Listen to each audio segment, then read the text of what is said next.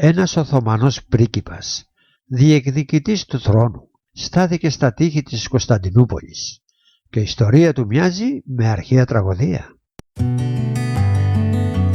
Γεια σας, καλώς ήλθατε και πάλι στο κανάλι μας. Σήμερα θα μιλήσουμε για τον πρίγκιπα των Οθωμανών που πολέμησε με το Βυζάντιο. Η λησμονημένη συμμαχία.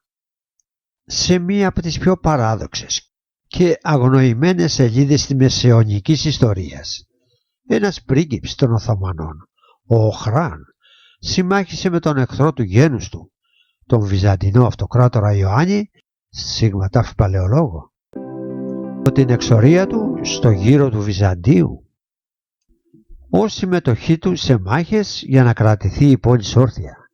Η ιστορία του έχει χαθεί στη σκιά των χρόνων. Ανακαλύψτε μία δραματοποιημένη αναπαράσταση, τεκμηριωμένα δεδομένα, μία βύθιση στον κόσμο, όπου ο Ελληνισμός συναντά το Ισλάμ, όχι σε πόλεμο, αλλά σε συμμαχία. Εις Οθωμανός των Βασιλικών, τον θρόνο ζητών επί το τυχόν της Κωνσταντινουπόλεως έστι, και ο λόγος του είναι άξιος τραγωδίας. Ο πρίγκιπας Οχράν ήταν μακρινός συγγενής του Μωάμεθ του Β, κατά μία άποψη δεύτερος εξαδελφός του. Σύμφωνα με αυτή τη γενεολογική προσέγγιση, ο Οχράν ήταν εγγονός του Σελεϊμάν Τσελεμπή, μεγαλύτερου αδελφού του Σουλτάνου του Μωάμεθ του Α, 1413-1421. Οι δύο αδελφοί, όπως και ένας τρίτος, ο Μουσά, είχαν καταλάβει διαδοχικά τον Οθωμανικό θρόνο μετά την αναπάντεχη αιχμαλωσία του πατέρα τους, Βαϊαζίτ ο Α, το 1389 ως το 1402, από το Ταμερλάνο στη μάχη της Άγκυρας. Ως αποτέλεσμα της ατυχούς για τους Οθωμανίους κατάληξη αυτής της μάχης, το κράτος τους περιέπεσε στη δίνη ενός μακροχρόνιου εμφυλίου πολέμου.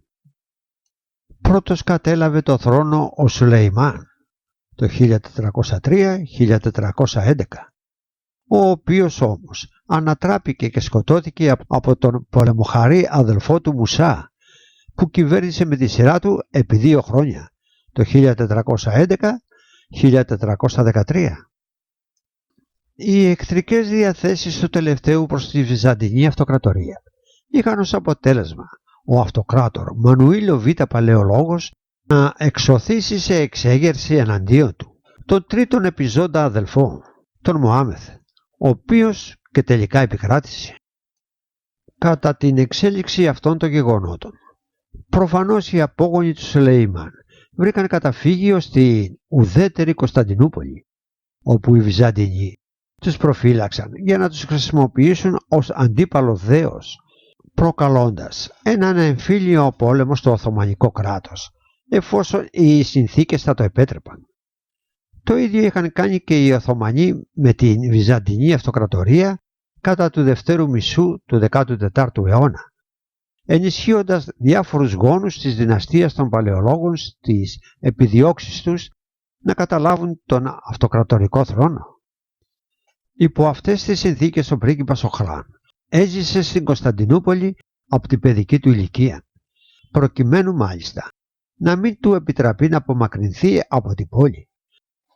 Ο πατέρας του Μωάμεθ του Β, ο Σουλτάνος Μουράτ Β, είχε συμφωνήσει να καταβάλει στους Βυζαντινούς ως λίτρα 3.000 άσπρα από τα εισοδήματα των πόλεων κατά μήκος του νοτιότερου ρου του Στριμώνα.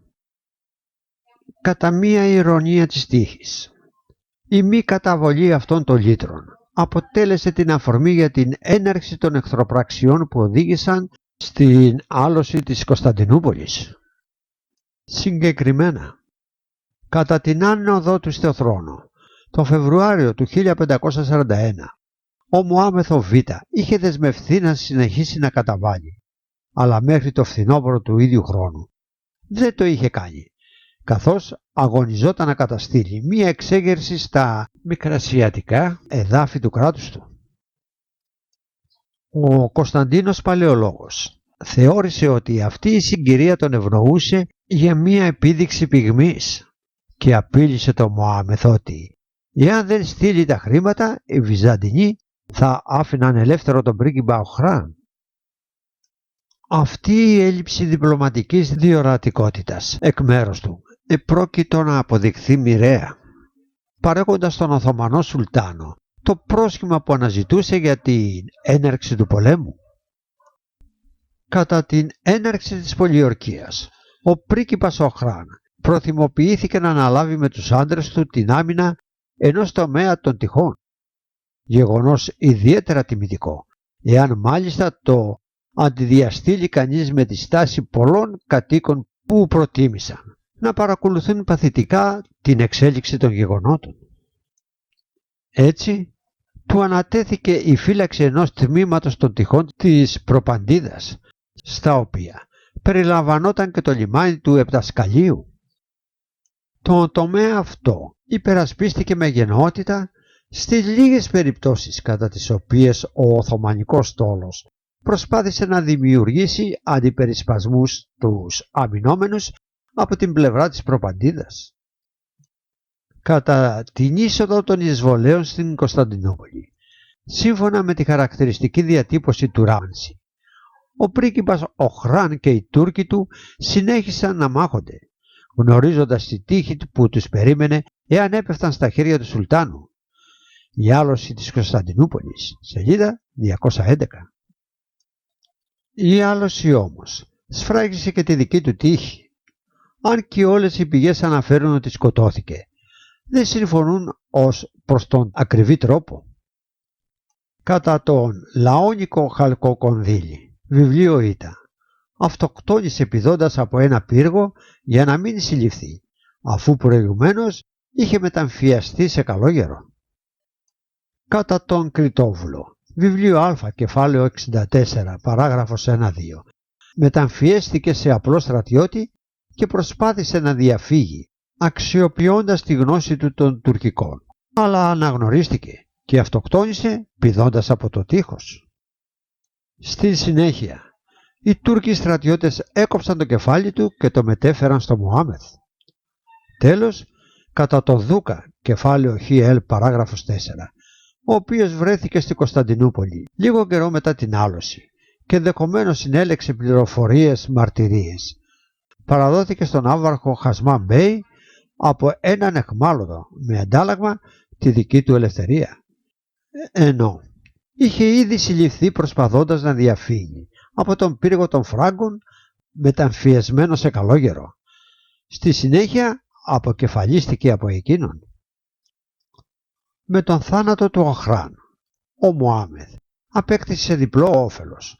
Όχι μόνο κατέκτησε τη βασίλισσα των πόλεων, αλλά και απαλλάχτηκε από τον μοναδικό εν ζωή ανταπαιτητή του θρόνου του. Η σύντομη στρατιωτική σταδιοδρομία του μάλλον άγνωστου Οθωμανού πρίγκιπα, όμως τον κατατάζει στα πιο ενδιαφέροντα ιστορικά παράδοξα. Ο πρίγκιπς του Ισλάμ είχε πεθάνει με τιμήν, αλλά ούχι παρά της ιδίης. Εν Ρωμαίους έζη και ετελεύθεσεν ως φίλος αιώνιος του τελευταίου Ρωμαίου αυτοκράτορος.